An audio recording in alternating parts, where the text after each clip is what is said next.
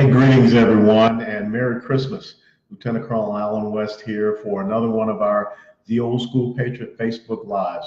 I just want to thank you for taking the time out of your weekly and daily schedules to allow me to spend about 30 minutes with you to talk about some thoughts, perspectives, and insights. And I really do pray that you all are enjoying a really great holiday season so far. As always, I want to give a special shout out to our website administrator Marie and our support team, as well as to all of you on our special operations team, our discussion group, and all of the folks that make this incredible website so fantastic and allow me to be on with you. Also want to remind you about Hold Texas, Hold the Nation, Victory or Death. You can get that Amazon.com. I want to thank all of the folks at Wrangler for allowing me to come out and be with them at the National Finals Rodeo, and to Prefert, and they do all of the steel cages for rodeos all across the United States of America and also in Canada. They hosted me for a book signing out there in their booth at the Wrangler National Finals Rodeo at Cowboy Christmas. Now, one of the things we've heard that a lot of you would like to be able to get, a personally autographed copy of Hold Texas, Hold the Nation, Victory or Death. It's a very important read when you think about what is happening here in Texas, but also in many of the red states that are out there where progressive socialists are moving in from California, Illinois, New York, New Jersey, all for the great economic opportunities, the tax policies, the regulatory policies that enable economic growth, opportunity, and vibrancy, but yet they still want to have the same type of, the policies from which they came from. It was so interesting when I was out there in Las Vegas, they were really talking about how a lot of these Californians are moving in and, turning their state and the city of Las Vegas into something that they don't want. And we've seen that happen not just in Nevada, but also in Arizona, New Mexico, Colorado. You see it happening on the other side of the Mississippi River, there in Tennessee, North Carolina, even my birth state of Georgia. But the fact that it's happening here in the Lone Star State of Texas, that's something that we got to stand up and push back on and fight against. And that's why I wrote the book, Hold Texas, Hold the Nation, Victory or Death. You can get it on Amazon, and we're going to have a way that you can get an autographed copy sent to you. And so the details will be out this week on our Facebook page and also posted at our website, The Old School Patriot. Now, I also want to thank the folks at Crossfire Defense Academy. Last night we had a very awesome book signing there. Got a chance to meet Army First Lieutenant Clint Lawrence, his mother, Anna Lawrence, and we've got to do something. Thank you for signing the petition to get Clint pardoned. That's very important. We send young men and women into combat zones to do their duty, and I think it is absolutely disgusting, despicable, and appalling that Bo Bergdahl is walking free while a young man like Clint Lawrence is sitting in prison. So please, continue to support this petition pardon for Clint Lawrence, because his mom, Anna, I tell you what, she had tears in her eyes. And no mother that sends her son into combat should have tears in her eyes because his own government put him in prison. I kind of know a little bit about this. The fact that the United States Army withheld exculpatory evidence. Yes, the Army withheld exculpatory evidence that would have exonerated Clint. That tells you something about some of these lawyers that we have in the United States Army right now. Now, I will tell you that also, if you're not doing things Saturday morning, speaking of Army and shooting and all this kind of stuff, hey, all you Navy guys, you see that right there? That's the 1st Infantry Division patch. That's what the Army team was wearing this past week. Oh, and you guys kind of like this 1st Infantry Division swag I got on? You got American flag over here on the side. Well, you can go to a website called 11 Bravos, BRAVOS.com. They're out of Londonderry, New Hampshire, and that's where I got my neat 1st Infantry Division swag. But you can get whatever division patch you want. You can get your name, and you can get your little logo up under here. You can see Duty First, because that's the logo of the 1st Infantry Division. No mission too difficult, no sacrifice too great, Duty First. It was 100 years ago that our 1st Infantry Division did what was necessary to fight through those incredible, trenches and through the forest there to end World War I. And we know that the 1st Infantry Division has a storied history, landing on Omaha Beach And I had the privilege of serving in the 1st Infantry Division in my first combat operation. That was Operation Desert Shield, Desert Storm. So I just want to give a plug and a shout out to 11bravos.com for this incredible swag. I also have some airborne swag, some artillery, and also 4th Infantry Division, steadfast and loyal. So go check these guys out, 11bravos.com out of Londonderry, New Hampshire. And I hope to see you all maybe Saturday morning if you're in and around Flower Mound, Texas at the Crossfire Defense Academy. I'm getting a new little weapon. They're tricking it out for me, and I'm going to be shooting it on Saturday morning. And of course, I'll post some pictures on that.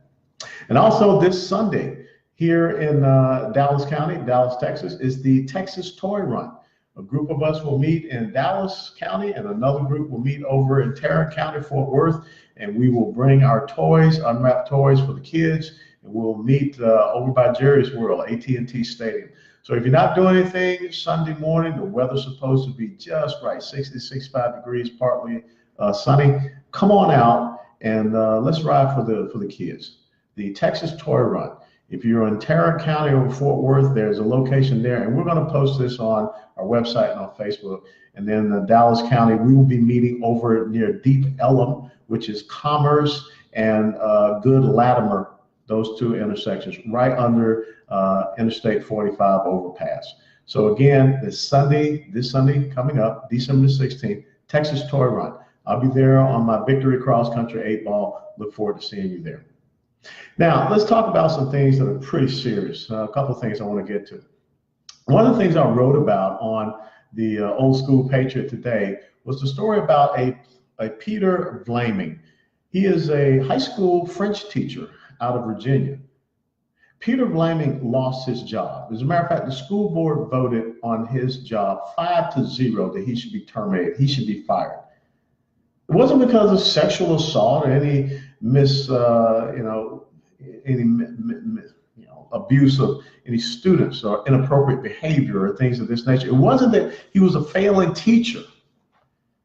Peter Vlaming was fired from his high school French teaching job because he did not use the pronoun that a 9th grade student wanted, because she wanted to be, or rather she identified as a he and wanted to be called that way. Now, what kind of society, what kind of education system, well, it's not an education system, it's an indoctrination system, but what are we moving to when people have to play along with these individual desires? See, everyone throws around the word transgender, but the American Psychiatric Association, if I'm correct, they classified this as gender dysphoria, and gender dysphoria is a mental condition. It is based upon an individual's emotions or feelings that they want to be different from the gender by which they were born. Now, all of a sudden, people are going to start losing their jobs because they're not referring to a person based upon their emotions and their feelings. When is it that an individual's rights are lost because of another individual's feelings and emotions?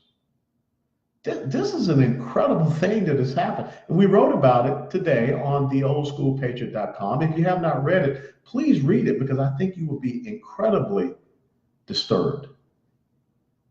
So what happens all of a sudden, you're out there in your workplace or anywhere, and all of a sudden, a person that used to be a male that is going through this gender dysphoria, and now all of a sudden he wants to be called Jane instead of Jack. And you say, hey, Jack. Then all of a sudden, Jack, who is now Jane, goes and reports you to the EO office, and they come down on you and you lose your job. Because, see, that's what happened. They brought a complaint against Peter Vlaming, this teacher, who, from what I read, good teacher. He had no, blemishes on his record. But they said he created a hostile environment, that he was being discriminatory. The bottom line is that he hurt the kids' feelings. So he loses his job because he hurts the kids' feelings. We do not fire teachers that we know are having sexual misconduct. I mean, teachers' unions come in, they fight for teachers that are horrible. They're not teaching kids, but yet they get tenure, they get to stay. But here we are, all of a sudden, society and this new cultural elitism, this new ideological agenda. It's going to cause a guy to lose his job because he hurt a kid's feelings because he didn't call him by the pronoun that they wanted to be called by. This is crazy.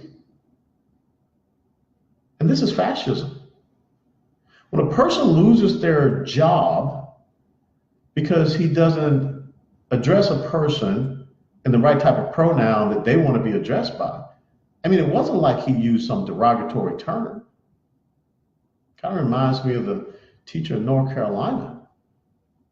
He got upset with the student because the student referred to as ma'am, which I refer to every person, either sir or ma'am. Now, what happens all of a sudden if I'm at a restaurant or you're at a restaurant? You mistakenly call someone a sir or ma'am. Thank you, sir. I appreciate you, ma'am. Then all of a sudden, what's going to happen? They're going to bring a lawsuit against you.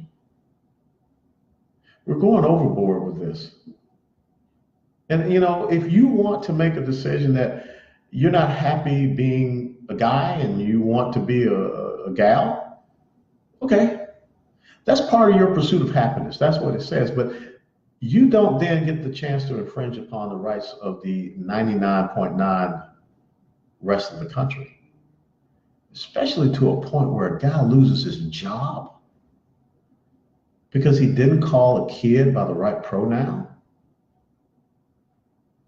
Dude, I mean, Sister Judith, when I was in elementary school at Our Lady of Lourdes Catholic School, she called me everything other than my name. Spanked me too with a paddle, and then called home and I got another whipping. But here we are firing teachers because they don't want to play along with an ideological agenda. I don't know if the rest of you out there find this very disconcerting, but I really do. Because that means that there's some type of thought police, speech police that is out there. And the fact that you had a school board that voted 5-0, the fact that you have a school board that is making policies to accommodate individual feelings and emotions, instead of being concerned about educating kids, they're more concerned about the indoctrination of these kids. That's why I tell you that the most important elected position in the United States of America, school board, not president, not senator, not congressman, not governor, not state senator, is school board. Because this is where the shaping of the minds of the future generations in our country are being tainted. And this is where a good teacher just lost his job because a kid that didn't like that they were born as a young lady wanted to be called a young man, a ninth grader. What were you doing when you were in the ninth grade? Well, I mean, when I was in the ninth grade, I was thinking about getting better grades. I was thinking about getting to the 10th grade. I was thinking about football, doing football season. I was thinking about track, doing track season. I was thinking about joining ROTC because my dad wanted me to be an officer. I wasn't sitting around thinking, I don't want to be Alan, I want to be Aline. So what is happening in our culture? What is happening in our society? Think about it. What happened to Peter Liming in Virginia is not just coming to a school, it's coming to your community, it's coming to your city. This is an incredible precedent that's been set. A person losing their job because they didn't address someone in the pronoun that they wanted to be addressed by. Now, let me switch over to one other thing real quick, and then we're going to get over to your comments because I really like to hear from you all. This whole thing about a government shutdown, you saw that kabuki theater that went on yesterday. Let me tell you about what a government shutdown really means. A government shutdown means that the non-essential people out there get told, you just stay at home till this thing blows over. And when the thing blows over, they come back, and you know what the government does? They pay them for the time that they were not there at the job. Now, first and foremost, if we're saying that people are non-essential, then why are we paying them? I mean, that's the question that the taxpayers should ask themselves. You know, what is essential to the functioning of our government? I think if you go to the Constitution, you see in the preamble the basic functions of the government. Most importantly is to, well, provide for the common defense, our safety, our security. See, I think that what should happen is that if we have a shutdown, that just shows us the people that are non-essential. You know, Tom Coburn, the senator from Oklahoma, used to have the government waste book, which talked about all the wasteful programs and agencies up there, and no one ever does a thing about it. See, one of the things we need to do is go back from the Jimmy Carter administration forward. You start looking at all these new agencies, government agencies, and programs that have been produced, and let's start asking a hard question. What is essential and what is non-essential? What is really a priority? What is really part of the basic functions of the federal government, and what is not? You know, one of the things I get tired of the fact, and I used to be up there, I get tired of the fact that you have people in Congress and government that are voting on how much men and women should be paid, you know, the whole minimum wage thing. Who votes on how much members of Congress, senators, and representatives get paid? Yeah, they vote on their own pay. So maybe we should get to the point where we start to vote on what their compensation should be. Because I think that if we really voted on what we thought was an essential position in government, maybe some of those members of Congress wouldn't be getting paid $174,000, $175,000, or the senators over $200,000. And look at how many days of work they actually do. I know they'll say, we come back home and we work in our districts.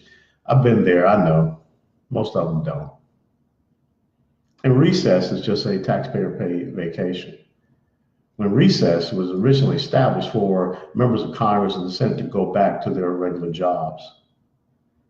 I don't think we need career politicians.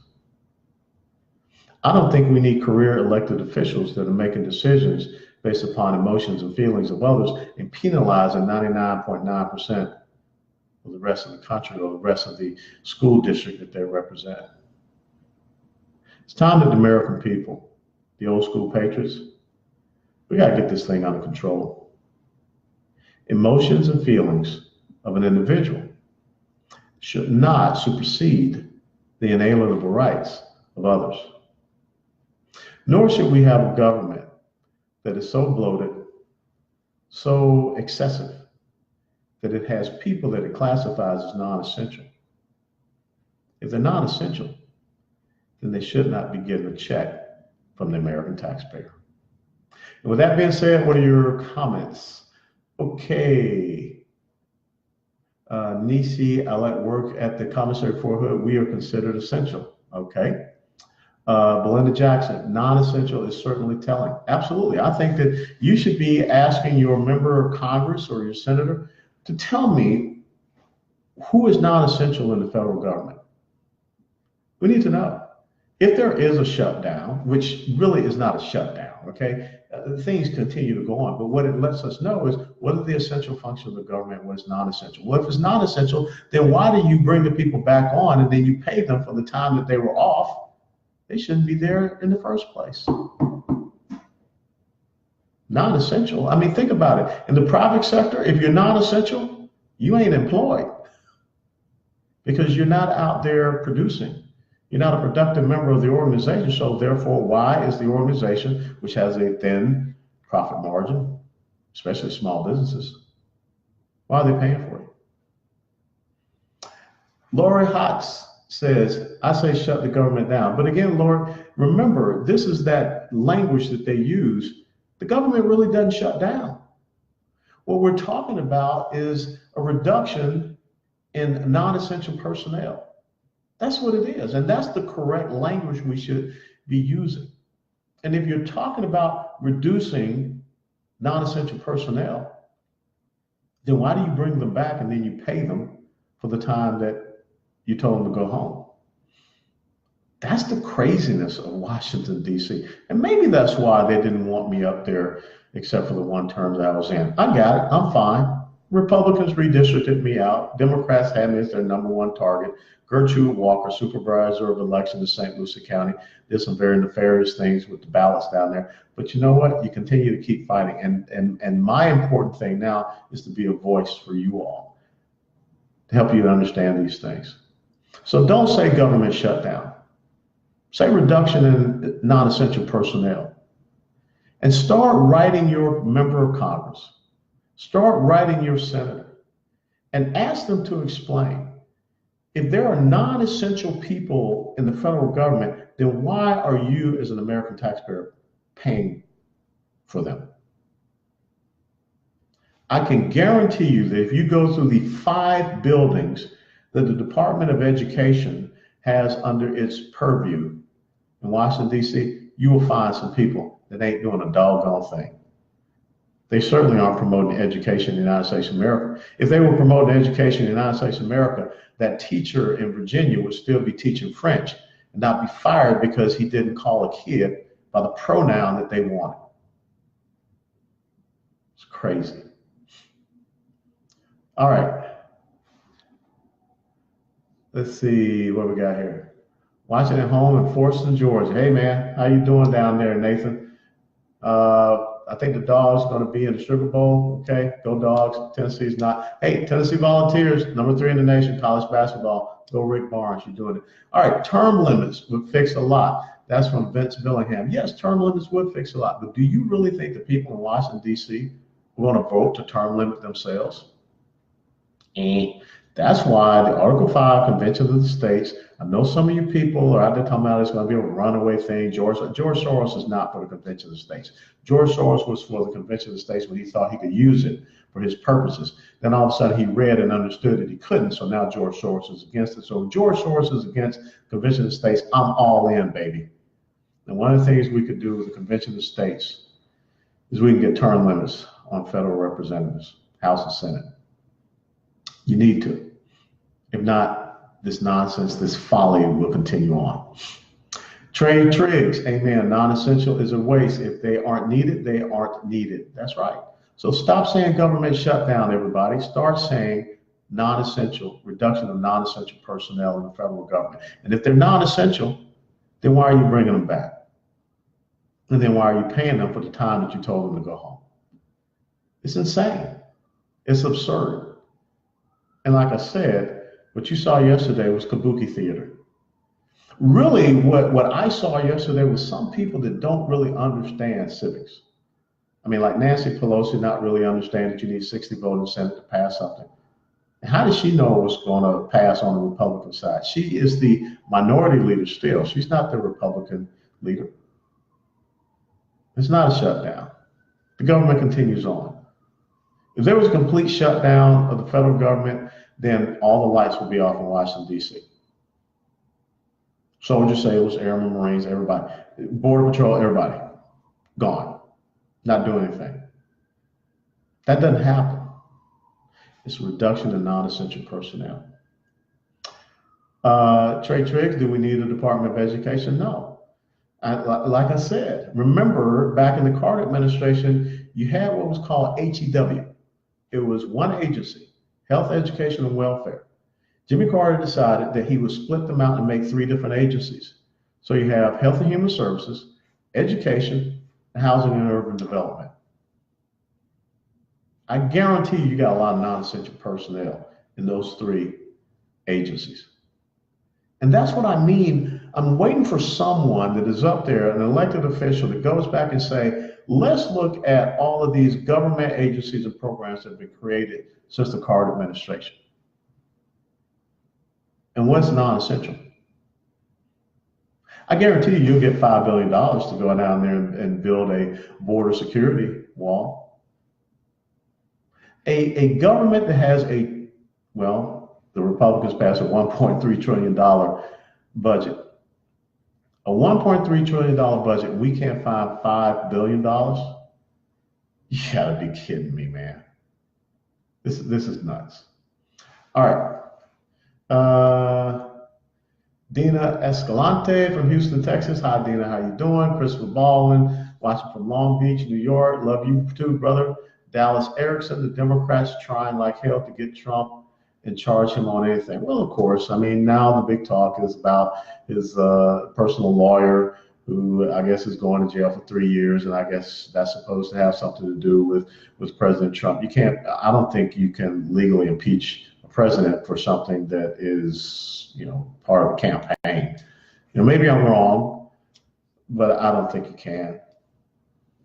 If that be the case, there were some campaign contributions to Obama's campaign that didn't exactly come from within the borders of the United States of America. But that's a topic of another discussion. Okay. Teresa Garner, I'm in too for the Convention of States. Always remember that with 34 state legislatures, okay, if they come together, 34 state legislatures can recommend an amendment to the Constitution. If you get 38 state legislatures, they can actually amend the Constitution. And two things I think that are so necessary. There's a balanced budget amendment for the federal government, very necessary. So they stop this deficit spending.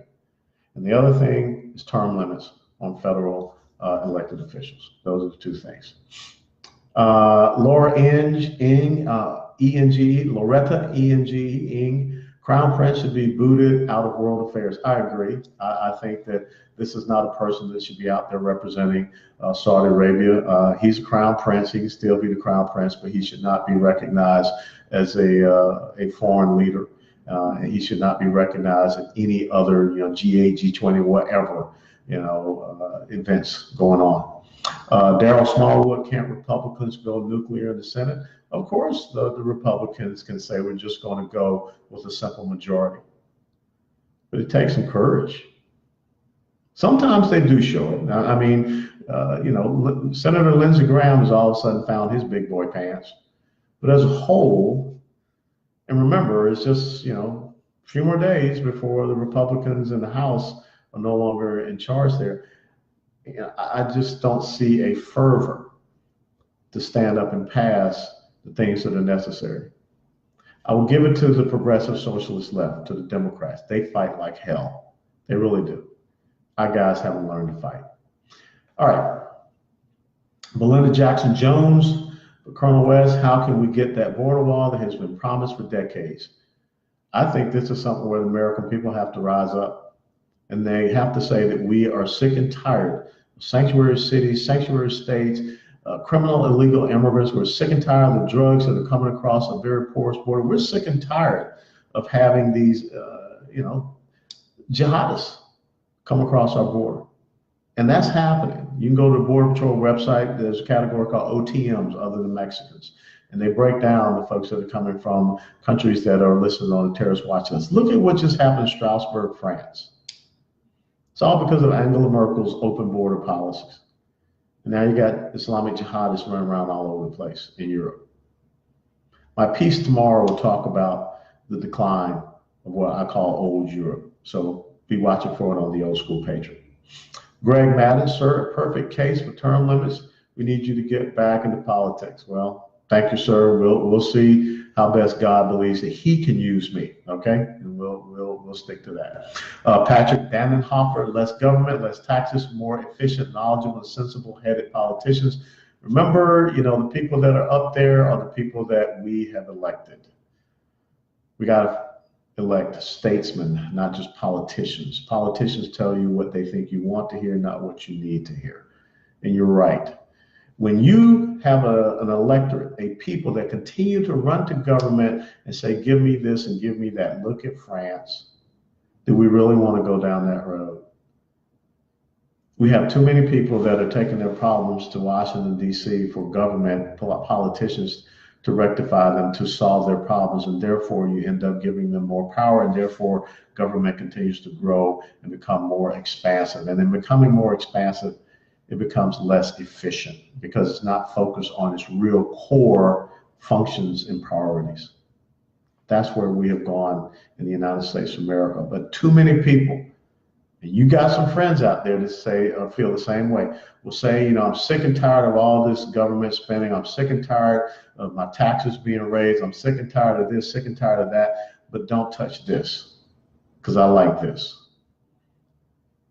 We got to get out of our comfort zones and stop wanting to protect our own little rice bowls. Because as long as people know they can leverage you for something that they're giving to you, they own you. And that's what we have.